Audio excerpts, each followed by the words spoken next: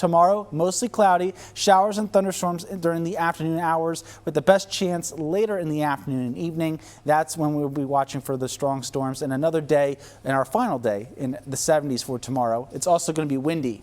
Here's a look at the predictor. So today is mainly quiet. We have a couple miles trying to bring out a little shower there because of the mountains just to the west. As it moves into the Susquehanna Valley, they encounter dry air, so I expect them to dissipate. But if you're in our western counties, don't be surprised of an isolated shower right around 7, 8 o'clock. Tomorrow morning, a few showers not out of the question as we approach the 8, 9 o'clock hour in the morning. That actually might help limit the severe threat in the afternoon.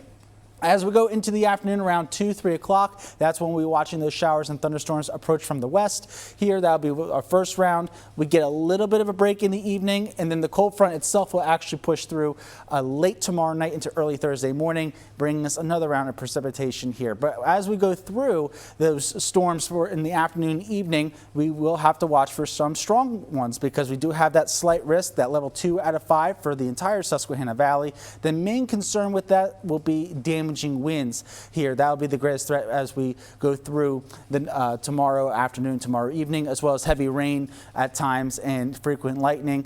There is a very low but non-zero chance of an isolated tornado and also some large hail, but overall damaging wind gusts will be the main concern. Here's a look at the 10-day forecast. We have 2 more days, today and tomorrow in the 70s. Then that cold front comes through tomorrow with the storms, knocks us back down to 48 on Thursday. A blustery, seasonable day on Friday with a hit or miss shower, not out of the question.